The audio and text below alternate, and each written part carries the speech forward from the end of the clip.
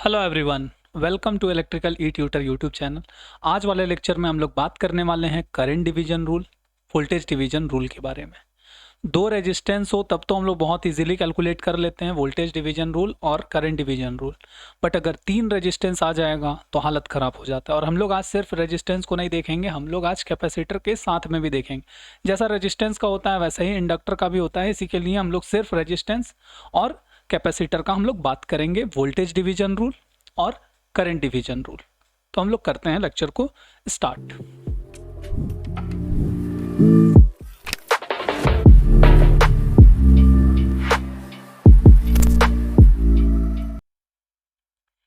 सबसे पहले हम लोग देखने वाले हैं क्या? सबसे पहले हम लोग देखने वाले हैं current division rule. Current division rule जब दो रेजिस्टेंस का होगा तब कैसा होगा, तीन रेजिस्टेंस का होगा तब कैसा होगा, और चार रेजिस्टेंस का होगा तब कैसा होगा। जी हाँ, चार रेजिस्टेंस का भी हम बताने वाले हैं यहाँ पे, वो भी इतना इजी, इस तरीके से हम लोग को समझ में आएगा ना कि हम लोग एक ही बार में देखेंगे क्वेश्चन और हम लोग बता पाएंगे कि किसमें क्या करंट फ्लो होगा। अल्टीमेटली हम लोग एग्ज़ाम में बैठ रहे हैं हमारा टाइम बचाने के लिए ना।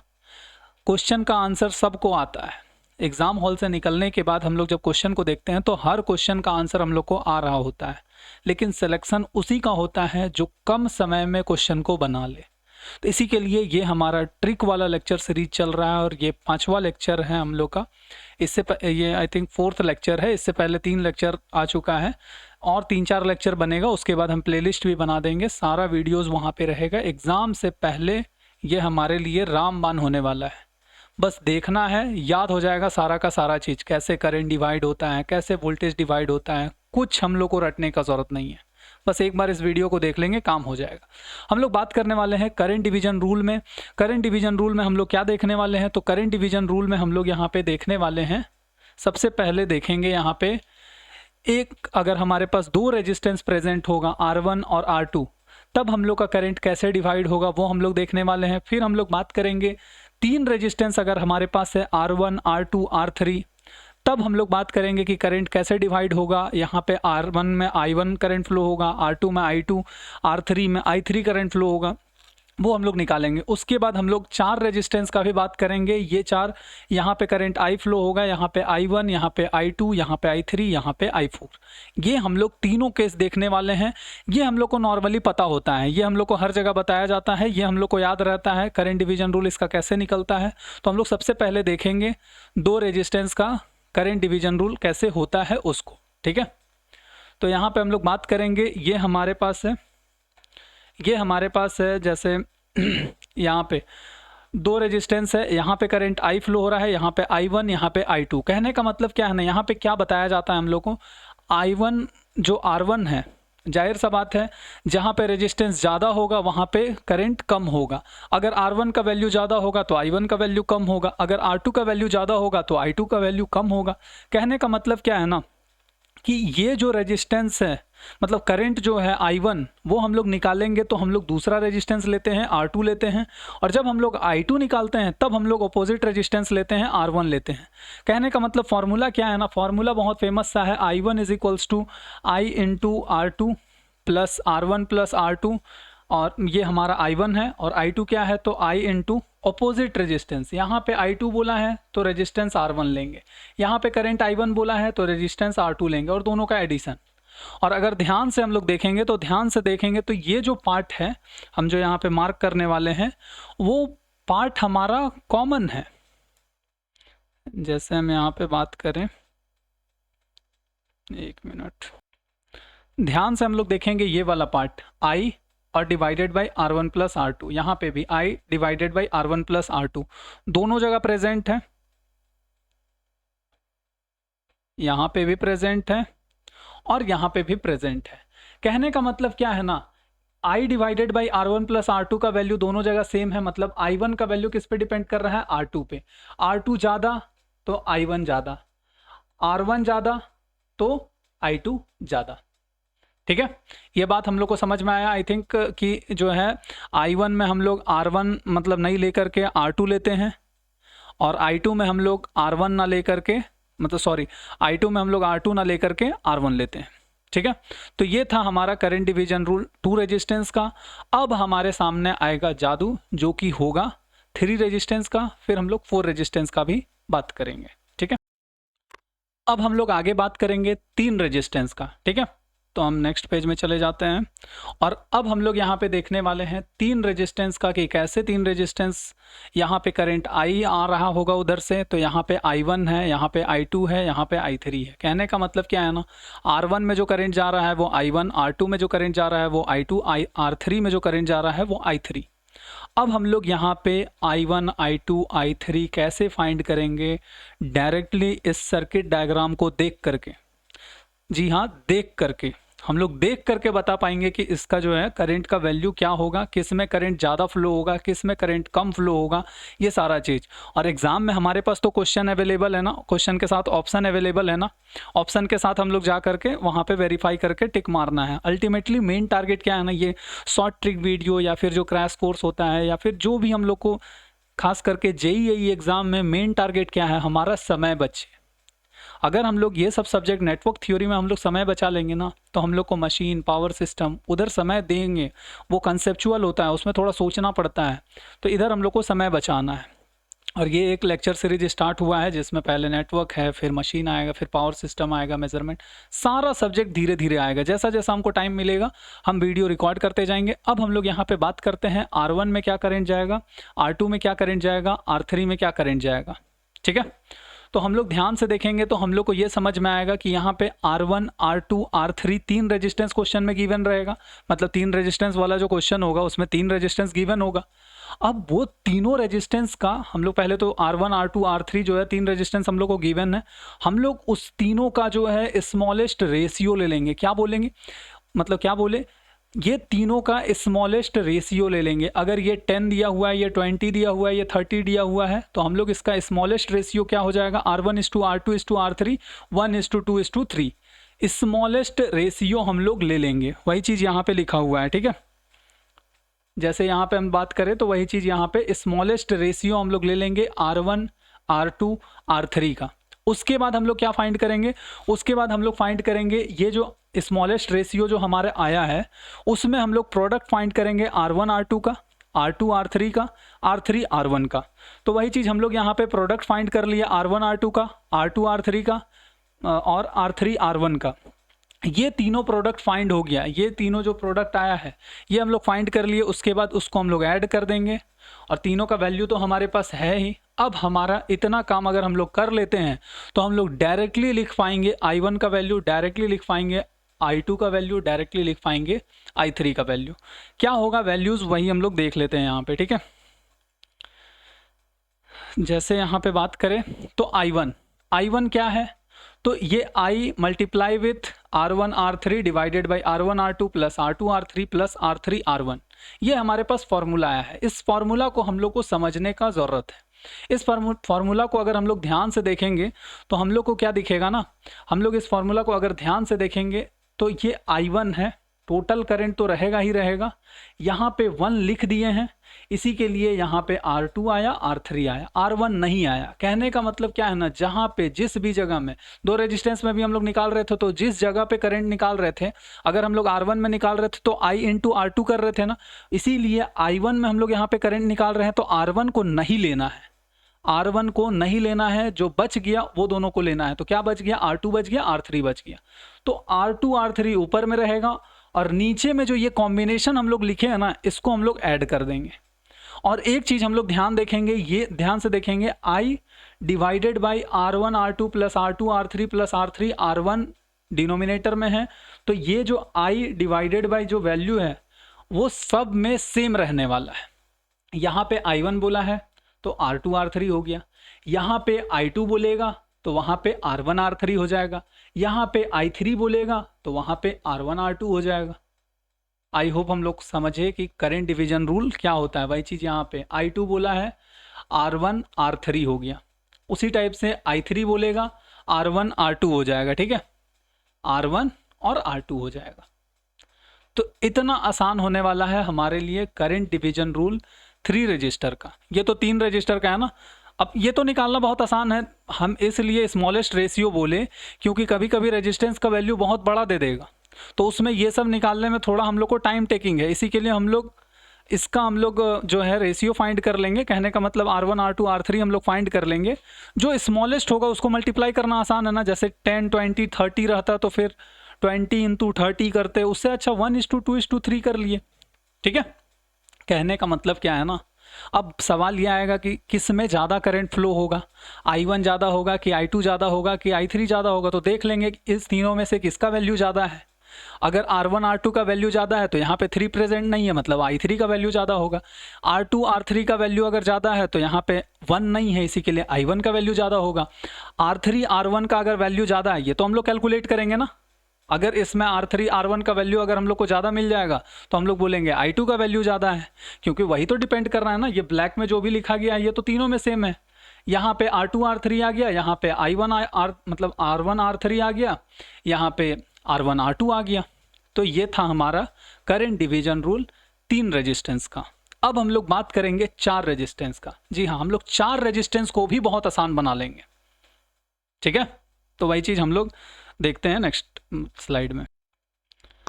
तो वही चीज़ है हमारा इस स्लाइड में। यहाँ पे क्या है, करंट डिवीजन रूल 4 रेजिस्टेंस का। 3 रेजिस्टेंस में ही हमारा हालत ख़राब हो जाता है, लेकिन यहाँ पे 4 रेजिस्टेंस हमारे लिए बहुत आसान बनेगा। डायरेक्टली हम लोग बता पाएंगे I1 में क्या करंट होगा, I2 में क्या करंट होगा, I3 I4 निकाल।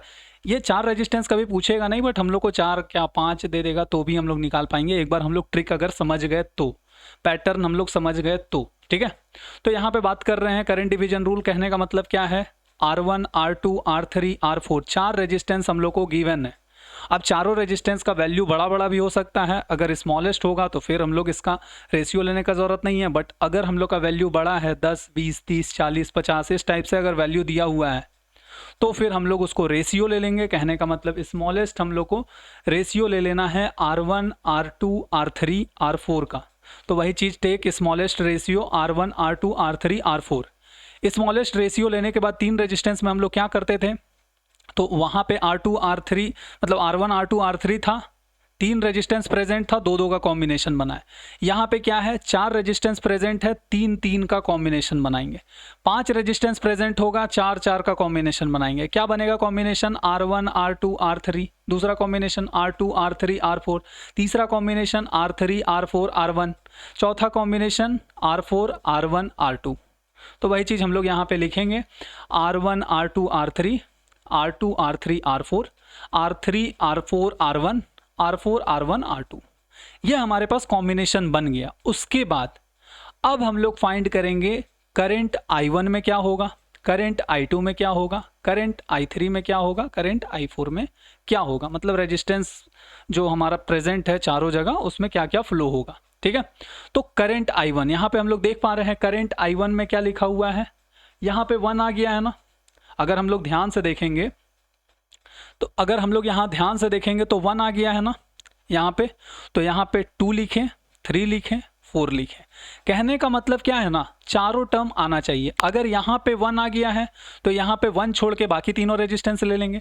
अगर यहाँ पे 2 आया है मतलब 2 छोड़ के बाकी तीनों लिख लेंगे। और नीचे तो वही पैटर्न है, ये जो हम लोग निकाले हैं इसको हम लोग ऐड करके यहाँ पे लिख देंगे। और यहाँ पे I मतलब टोटल करेंट जो आ रहा होगा वो, तो वही चीज़ हम लोग यहाँ पे I2। यहाँ पे 2 आ गया ना, तो यहाँ पे 1 3 4।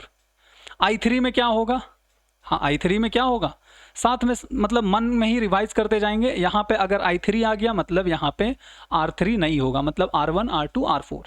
I4 हो गया तो 1 2 3 R1 R2 R3 होगा। तो वही चीज़ हम लोग यहाँ पे 3 है, इसी के लिए R1 R2 R4 हो गया। और ये जो है माउस आ गया क्या, I4 है मतलब R1 R2 R3। ठीक है, तो ये हमारा 4 रेजिस्टेंस का हम लोग निकालने सीख गए करंट डिवीजन रूल जबरदस्त ट्रिक के साथ। अब हमारे लिए करंट डिवीजन रूल बन गया है बच्चों का खेल, और हम लोग देखेंगे क्वेश्चन और हम लोग देख के ही बता पाएंगे कि इसमें ज़्यादा करंट फ्लो हो रहा है। अब इसको देख के तो हम लोग समझ जाएंगे ना, यहाँ पे क्या है, R2 R3 R4 का अगर वैल्यू ज़्यादा होगा मतलब I1 का वैल्यू ज़्यादा है। I2 मतलब ये R1 R3 R4 का वैल्यू अगर ज़्यादा है मतलब I2 का वैल्यू ज़्यादा है। R1 R2 R4 का वैल्यू ज़्यादा है मतलब I3 का वैल्यू ज़्यादा है।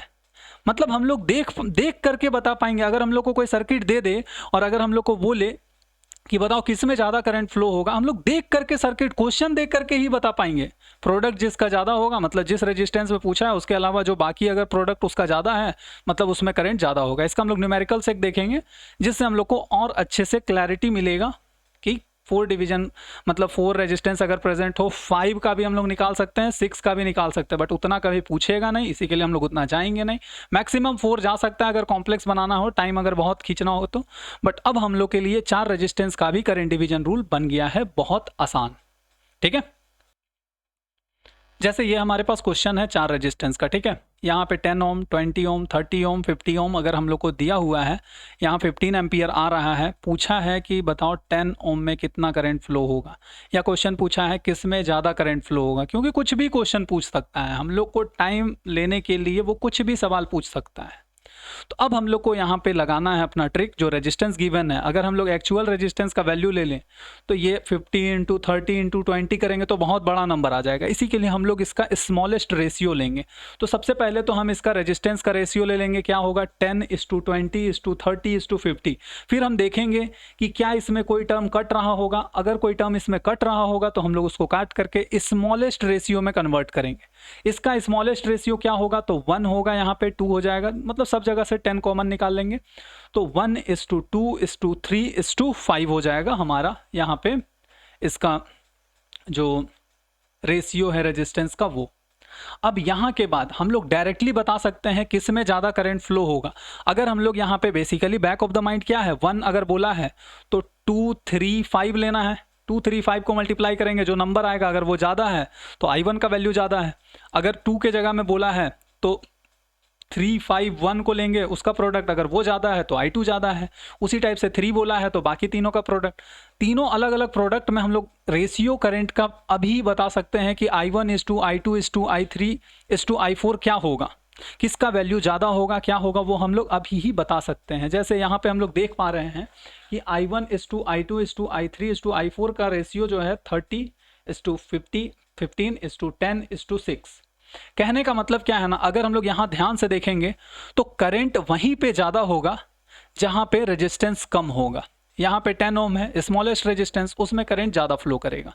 वो चीज़ यहाँ पे रेशियो वाइज भी प्रूफ हो गया, कितना ज़्यादा फ्लो करेगा तो 30 टाइम्स, मतलब अगर हम लोग इसको ऐड करके x से अगर टोटल 15 के इक्वेट करेंगे तो हम लोग 30 रेशियो जो है उसका उसमें जाएगा, ये हम लोग बोल सकते हैं। बट हम लोग डायरेक्टली निकाल भी सकते हैं, जैसे यहाँ पे अब सबसे कम रेजिस्टेंस है, सबसे ज़्यादा करंट, सबसे ज़्यादा रेजिस्टेंस है, सबसे कम, कितना रेशियो, तो 6। बस 6 पार्ट जो रेशियो का है वो हमारा 50 ओम में जा रहा है। ठीक है, तो अब हम लोग यहाँ पे बात करेंगे कि I1 का वैल्यू कितना होगा, I2 का वैल्यू कितना होगा और सारा करंट का वैल्यू कितना होगा। I1 बोला है, I1 यहाँ पे मतलब 1 यहाँ लिख दिए ना, तो यहाँ पे 1 के जगह वाला कहने का मतलब यहाँ पे 10 ओम में कितना करंट होगा, तो 10 वाला क्या रेशियो है 1 को छोड़ करके बाकी तीनों 2 इंटू 3 इंटू 5, वही चीज़ यहाँ पे लिखा हुआ है 2 इंटू 3 इंटू 5। जिस जगह पे पूछा है उस जगह का छोड़ करके बाकी अलग तीनों जगह का हम लोग लिखेंगे। तो वही चीज़ हम लोग I2 में क्या है, I2 में 2 है तो 2 वाले को छोड़ करके 1 को लिखे, 3 को लिखे, 5 को लिखे। वही चीज़ यहाँ पे 1 लिखे, 3 लिखे, 5 लिखे। और ये जो 15 डिवाइडेड बाई जो कॉम्बिनेशन था वो तो सेम रहेगा। 15 मतलब टोटल करंट डिवाइडेड बाई ये जो लिखा हुआ है ये R1 R2 का वैल्यू है, मतलब R1 R2 R3। कहने का मतलब क्या है ना, हम लोग इसके बाद जो है यहाँ पे R2 R3 R4 ऐसा निकालते थे, मतलब 3 का जो कॉम्बिनेशन बनता था वो हम लोग लास्ट स्लाइड में देखते हैं। ये जो हम लोग निकाले हैं ना R1 R2 R3 R2 R3 R4 R3 R4 R1 R4 R1 R2, ये हम लोग अलग अलग निकाल करके ऐड कर दिए, बस वही चीज़ यहाँ पे किए हैं इस जगह पे। ठीक है, तो जो ये 30 है, 15 है, 10 है, 6 है, अगर किसी को समझ नहीं आ रहा तो ये वहाँ से आया है।